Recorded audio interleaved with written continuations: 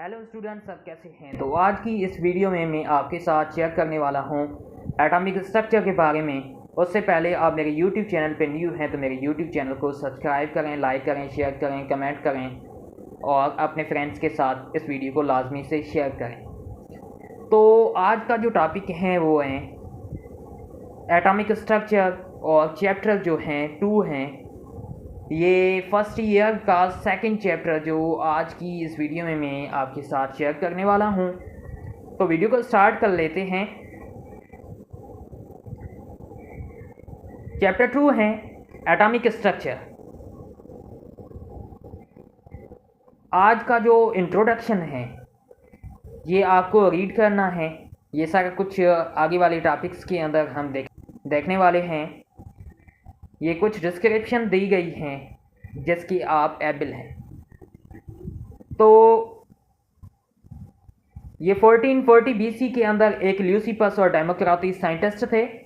एक ल्यूसिपस था और डेमोक्रातिस, इन्होंने 1440 बीसी के अंदर एक आइडिया पेश किया जो मैटर किससे कंपोज होता है, visible and indivisible infinite numbers होते हैं, बिल्डिंग ब्लॉक्स होते हैं जिसे हम क्या कहते हैं, एटम कहते हैं। Greek a means non and tom means break. Tom का मतलब क्या होता है, ब्रेक डाउन करना। एंशिएंट थ्योरी थी एटम के बारे में जिसका बेस क्या था, फिलोसॉफिकल रीजनिंग थी और रेदर देन साइंटिफिक बेस। उसका कोई भी साइंटिफिक बेस नहीं था। ये कहा गया कि डिफरेंट एटम्स जो हैं उनकी डिफरेंट कंपोजिशन, डिफरेंट कॉम्बिनेशंस होंगी।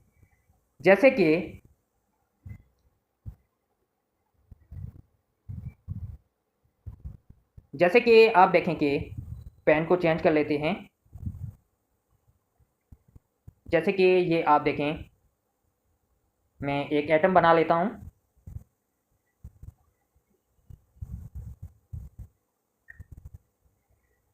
ये एटम बन रहा है, ये एक एटम है। आप कंसीडर ऐसा करें।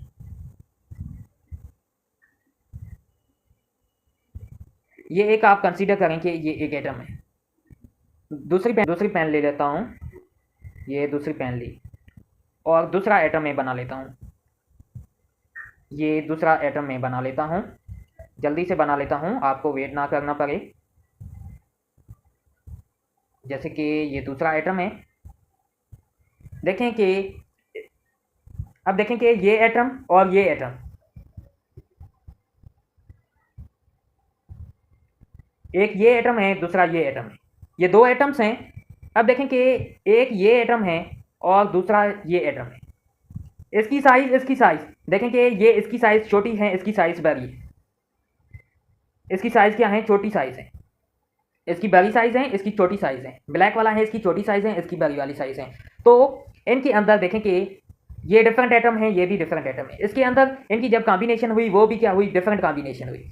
तो इस पॉइंट के अंदर ये बोलना चाहता है कि जो डिफरेंट एटम्स हैं उनकी डिफरेंट कॉम्बिनेशन होंगी। तो इनके अंदर जो ये मैटर प्रोड्यूस हुआ ये भी डिफरेंट, जैसे कि ये ब्लैक है, ये रेड आपको दिखाई दे रहा है।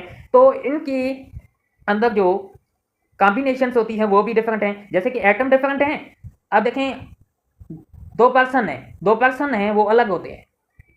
दो पर्सन हैं वो डिफरेंट हैं, एक दूसरे से क्या होते हैं, डिफरेंट होते हैं। उनकी शेप देखें, उनकी स्ट्रक्चर देखें, वो डिफरेंट होते हैं। इसी तरह आप देखें कि एटम भी हैं, एक ब्लैक हैं, एक क्या है, रेड हैं। तो इनकी जो कंपोजिशन है, इनकी कॉम्बिनेशन है वो डिफरेंट है। इनका जो मैटर है वो भी डिफरेंट है। Different type of matter, different type का मैटर होता है। जैसे कि कौन सा डिफरेंट टाइप का मैटर हो सकता है, इनके अंदर लिक्विड भी हो सकता है, सॉलिड भी हो सकता है या फिर गैस भी हो सकता है। 3 मैटर्स हैं, जैसे कि सॉलिड भी हो सकता है, लिक्विड भी हो सकता है, गैस भी हो सकता है या फिर प्लाज्मा भी हो सकता है। उसके बाद जो मोस्ट फिलोसोफर्स वक्त के अंदर आए उन्होंने कोई भी मैटर के बारे में कॉन्सेप्ट ही नहीं दिया, उसकी कंपोजिशन के बारे में कॉन्सेप्ट ही नहीं दिया। उसके बाद एस्ट्रोलियन का कॉन्सेप्ट आया कि मैटर जो 4 एलिमेंट से कंपोज होता है, जैसे इन्होंने अर्थ कहा, वाटर कहा, एयर और फायर कहा।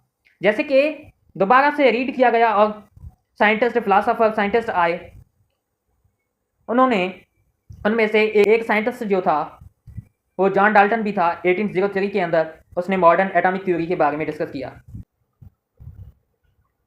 ये डिस्कवरीज दी गई हैं स्टार्ट के अंदर 1440 BC के अंदर डेमोक्रातिस ने एक आइडिया पेश किया किसके बारे में, एटम के बारे में। उसके बाद 1802 के अंदर मॉडर्न एटॉमिक थ्योरी का कॉन्सेप्ट स्टार्ट हुआ। 1803 के अंदर जॉन डाल्टन ने अपना एटॉमिक मॉडर्न थ्योरी का आइडिया भी पेश कर लिया। 1886 के अंदर डिस्कवरी हुई प्रोटॉन की। 1897 के अंदर डिस्कवरी हुई इलेक्ट्रॉन्स की और 1886 के अंदर प्रोटॉन्स की हुई। न्यूक्लियस कब डिस्कवर किया गया? 1911 के अंदर। 1913 के अंदर जो एनर्जी लेवल्स होते हैं इलेक्ट्रॉन के लिए, तो वो भी प्रपोज हो गया। न्यूट्रॉन्स की 1932 के अंदर डिस्कवरी हुई। तो अब देखें कि प्रोटॉन्स की डिस्कवरी हुई वो 1886 के अंदर हुई। जो इलेक्ट्रॉन है उसकी डिस्कवरी कब हुई? 1897 के अंदर। 1897 के अंदर डिस्कवरी हुई। उसके बाद इलेक्ट्रॉन की डिस्कवरी हुई 12 ईयर्स के बाद, यानी 1886 और 1897 12 ईयर्स हो गए। तो फंडामेंटल इंटिनिटीज इसको काट लेते हैं। ईयर्स के बाद डिस्कवरी की गई इलेक्ट्रॉन्स की कि fundamental entity that develop in atom, जो एटम के अंदर रहती हैं। रॉबर्ट एडवर्ड्स मलाई खान 1909 के अंदर। मलाई खान वो जो आप मलाई खाते हैं वो नहीं है, ये नाम है। 1900 के अंदर एक परफॉर्म किया गया एक्सपेरिमेंट, जिसका एक्सपेरिमेंट का नाम क्या था? ऑयल ड्रॉप एक्सपेरिमेंट, जिसके अंदर एक चार्ज्ड ऑयल ड्रॉप को लिया गया इन इलेक्ट्रिक फील्ड। किसके अंदर? इलेक्ट्रिक फील्ड के अंदर लिया गया। किसके अंदर? इलेक्ट्रिक फील्ड के अंदर लिया गया। हैविंग इट्स वेट, उसका वेट बैलेंस किया गया बाय द इलेक्ट्रोस्टैटिक फोर्स। किसकी मदद से? इलेक्ट्रोस्टैटिक फोर्स की मदद से। और देखा गया कि जो चार्ज हर जो ऑयल ड्रॉप हैं उसके पास integral multiple 1.6 multiply by 10⁻⁻19 coulombs उसके पास हैं। And deduce must charge of Thomson electron. ये चार्ज जो हैं ये थॉम्सन इलेक्ट्रॉन है। ये जो चार्ज हैं ये क्या हैं? थॉम्सन इलेक्ट्रॉन है। 1911 के अंदर क्या देखा गया?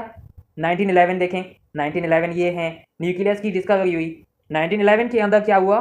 फाउंडेशन हुआ कि एटम के अंदर एक एक्सट्रीमली चार्ज रीजन है, जिसे इन्होंने क्या कहा? न्यूक्लियस का एक्सट्रीमली चार्ज रीजन है, यानी कि बहुत ही गहरा सा एक चार्ज रीजन है उसके अंदर। जैसे कि एक समंदर है उसके अंदर गहरा सा पानी होता है, इसी तरह इसके अंदर भी क्या होता है? इसके अंदर भी चार्ज्ड एक रीजन है, जिसे हम क्या कहते हैं? न्यूक्लियस कहते हैं। जिसके अंदर क्या होता है? Most of the mass of atom, जिसके अंदर एटम का मास होता है जो कंसनट्रेटेड होता है। क्या होता है? कंसनट्रेटेड होता है। जब इलेक्ट्रॉन्स रिवॉल्व करते हैं एक्स्ट्रा न्यूक्लियर पार्ट के अंदर, जब मास एटम के अंदर कंसनट्रेटेड होता है,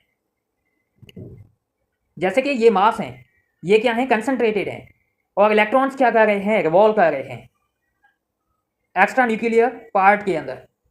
1920 के अंदर new and believed that most of the mass of atom, जो मोस्ट मास होता है एटम का, वो लोकेटेड कहाँ पे होता है? मोस्ट जो मास होता है वो कहाँ पे लोकेटेड होता है?